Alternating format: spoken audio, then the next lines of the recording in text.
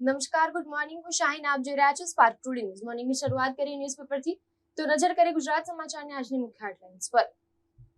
કોરોનાના નવા વેરિયન્ટના પ્રવેશના જોખમથી ચેતી ભારતે સજાગ રહેવું પડશે. હોંગકોંગ, સિંગાપોર, થાઇલેન્ડમાં કોરોનાનું પુનરાગમન. બેંગલુરુમાં કમોસમી જળબંબાકાર, 3ના મોત નીપજ્યા. હિમાચલમાં મુશળધાર વરસાદથી 2ના મોત. ગુજરાતમાં કોરોનાના 7 એક્ટિવ કેસ, એક સપ્તાહમાં 6નો વધારો. ટ્રમ્પ પુતિન વચ્ચે 2 કલાકથી વધુ સમય વાતચીત થઈ. રશિયામાં મંત્રણા માટે તૈયાર. ડ્રેગનનું ડ્રોન મધરશિપ જૂનમાં પહેલું ઉડ્ડયન કરશે. અમેરિકાના અવકાશી પ્રભુત્વને પડકારવા ચીનનું અજોડ જીયુ ટિયાન ડ્રોન સક્ષમ. શટલ રિક્ષામાં મુસાફરના સ્વાંગમાં બેઠેલા ગઠિયાઓ વૃદ્ધાની બંગડીઓ કાઢી ગયા. મનરેગા કૌભાંડ, ચોકીદાર જ ચોર નીકળ્યા. પુત્રોએ કરોડોનું કૌભાંડ આચરતા કૃષિ મંત્રી બચુ ખાબડ સંપર્ક વિહોણા. હવે નજર કરી દિવ્યા ભાસ્કર ન્યૂઝપેપરની મુખ્ય હેડલાઇન્સ પર. તમારી ટિપ્પણીથી દેશ શરમ અનુભવે છે. મંત્રી વિજય શાહનો સુપ્રીમે ઉધડો લીધો. જવાબી ફાયરિંગ બાદ દુશ્મનોએ સફેદ ઝંડો બતાવ્યો હતો. ગોલ્ડન ટેમ્પલ પર પાકના ડ્રોન હુમલા નિષ્ફળ કર્યા હતા, સૈન્યએ કહ્યું.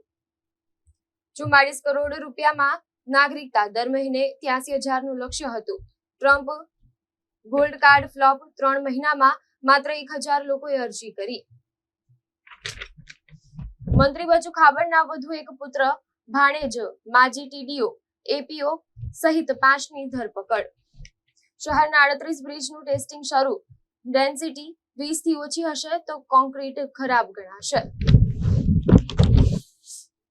પદમલામાં 82 વર્ષના વૃદ્ધાને ગાયે ભેટી મારતા ઈજાગ્રસ્ત. 2 કલાકમાં 2 ગાયે 5 લોકોને ઉલાટ્યા. ફાર્મા કંપનીના અધિકારીની ખોટી ઓળખથી ₹1.24 કરોડ ઠગનાર નાઇજીરિયન પકડાયો. હવે નજર કરી ગુજરાત મિત્ર ન્યૂઝપેપરની મુખ્ય હેડલાઇન્સ પર. ભારતે ધર્મશાળા નથી, સુપ્રીમે કહ્યું. ભારે વરસાદથી બેંગલુરુ જળબંબાકાર, જનજીવન ઠપ. સંબલ શાહી જામા મસ્જિદ સમિતિની સર્વે વિરુદ્ધની અરજી હાઈકોર્ટે ફગાવી. યુદ્ધ વિરામમાં અમેરિકાની કોઈ ભૂમિકા નહીં, સરકારે સંસદીય સમિતિને જણાવ્યું. કનેવાલ તળાવની ક્ષમતા વધારવા 53 કરોડના ખર્ચે નવીનીકરણ કરાશે. પાસપોર્ટ પર બોગસ વિઝા સ્ટીકર લગાડવાનું કૌભાંડ સામે આવ્યું. નડિયાદમાં એટીએમ કાર્ડ બદલી ગઠિયાએ નાણાં ઉપાડી લીધા. પાલિકાની સામાન્ય સભામાં વિપક્ષ નાટક શબ્દનો ઉપયોગ કરતા હોબાળો. કલેક્ટરના જાહેરનામાની એસી-તેસી, ટેસ્ટ ઓફ વડોદરામાં ડ્રોન ઉડ્યા. 21 મે થી પાર્ક્સ એન્ડ ગાર્ડનના કર્મચારીઓ આંદોલનનું શસ્ત્ર ઉગામશે. હવે નજર કરીએ લોકસત્તા જનસત્તા ન્યૂઝપેપરની મુખ્ય હેડલાઇન્સ પર. બાંગ્લાદેશ સરહદે ચીનનો નવો કારસો. બીજા વિશ્વયુદ્ધનો એરબેઝ ખોલવા પ્રયાસ. કોરોનાની રીએન્ટ્રી. ભારતમાં તાનું કેસ, સિંગાપોરમાં 14,000 નવા કેસ નોંધાયા. હાઈટેક સિટી બેંગલુરુમાં 4 ઇંચ વરસાદમાં રસ્તાઓ જળબંબાકાર, ઘરોમાં પાણી ઘૂસ્યા. પ્રોટોટાઇપમાં જોવા મળી અદ્ભુત ક્ષમતા. દેશમાં સર્વેલન્સ અને બોર્ડર પેટ્રોલ માટે એચએપી અને યુએવી ને ટેસ્ટ સફળ રહી. સિકલીગર ગેંગના છોટા કબીર પાસેથી દાગીના ખરીદનાર સોનાની શોધખોળ. 18 ગુનામાં સંડોવાયેલા સિકલીગર ગેંગના રીઢા તસ્કર. શહેર જિલ્લાના 20,576 વિદ્યાર્થીની માર્કશીટ આખરે શાળા સુધી પહોંચી. ઓપરેશન સિંદૂર બાદ પીએમ મોદી 2 દિવસના ગુજરાત પ્રવાસે આવશે. વડાપ્રધાને સેનાનું અપમાન કરનાર ભાજપ નેતાઓને બરતરફ કરવા જોઈએ, ગીતા પટેલે કહ્યું.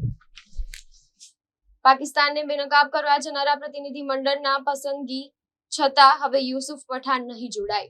હવે નજર કરીએ સંદેશ ન્યૂઝપેપરની મુખ્ય હેડલાઇન્સ પર. કર્નલ કુરેશી અંગે ટિપ્પણી કરનાર મધ્યપ્રદેશના મંત્રી વિજય શાહને સુપ્રીમ કોર્ટની ફટકાર. શરમ આવવી જોઈએ, માફી મગરના આંસુ સમાન. દેશભરમાં વાતાવરણ બદલાયું. અનેક ઠેકાણે આંધી અને વીજળી પડવાના બનાવો જીવલેણ બન્યા. બિહાર, કાશ્મીર, બેંગલુરુ, ઝારખંડમાં 16ના મોત નીપજ્યા. ગાઝાનો દક્ષિણ વિસ્તાર ઝડપથી ખાલી કરવા લોકોને આદેશ. અમારે હવે સમગ્ર ગાઝા પર કબજો જમાવવો છે, નેતન્યાહુની જાહેરાત. જમાલપુરનું મંદિર ડોન લતીફના પુત્રએ જ ખરીદ્યાનો ઘટસ્ફોટ 25 વર્ષ પૂર્વે થયો હતો.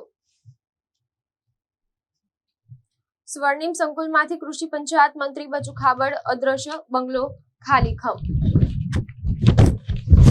કોર્પોરેટર આશિષ જોશી પર લેન્ડ ગ્રેબિંગની લટકતી તલવાર.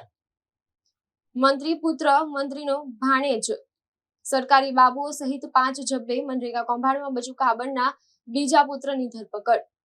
વીએમસી સભા ક્લાઇમેટ રેઝિલિયન્ટ સિટી એક્શન પ્લાનની દરખાસ્ત મંજૂર. હવે નજર કરીએ ગુજરાતની સ્મિતા ન્યૂઝપેપરની મુખ્ય હેડલાઇન્સ પર. શું ચીન ભારતના ચિકન નેક પર દબાણ લાવવાની યોજના બનાવી રહ્યું છે, જેવો મોટો સવાલ. હાઈટેક સિટી બેંગલુરુમાં પાણી ભરાયા, રસ્તાઓ પર પાણી ભરાયા, ઘરોમાં પણ પાણી ઘૂસી ગયા રાતોરાત પડેલા ભારે વરસાદને કારણે. સુપ્રીમ કોર્ટે મંત્રી વિજય શાહને ફટકાર લગાવી, માફી નામંજૂર, તપાસ માટે એસઆઈટીની રચના. ચાંદખેડામાં ભાઈ બહેને 6 મહિનામાં એકના ડબલની લાલચ આપીને વેપારી પાસેથી લાખો ખંખેર્યા. અમદાવાદમાં 185મી સ્ટેટ લેવલ બેન્કર્સ કમિટી એસએલવીસી ગુજરાતનો સફળ સમારોહ યોજાયો. અમદાવાદમાં 8 વર્ષ જૂની અદાવતને લઈ 2 શખ્સો હાથમાં તલવાર લઈને આવી ધમાલ કરી. બેંક ઓફ બરોડાની છારોડી અને ઉસ્માનપુરા શાખાની નવી પ્રીમાઇસીસનું ભવ્ય ઉદ્ઘાટન. બિલ્ડર બિલાલ શેખને મહિલા લોકઅપમાં રખાયો, જ્યારે બિલ્ડર સલીમ જુમા ખાન પઠાણને પુરુષ લોકઅપમાં રાખ્યો. ગુજરાતમાં અધિકારીઓ જાતિ પૂછીને વિદ્યાર્થીઓ પાસ કરતા હોવાના ગંભીર આક્ષેપો લાગ્યા. તો આ હતી અત્યાર સુધીના ન્યૂઝપેપરની મુખ્ય હેડલાઇન્સ. વધુ અપડેટ્સ માટે જોતા રહો સ્પાર્ક ટુડે ન્યૂઝ.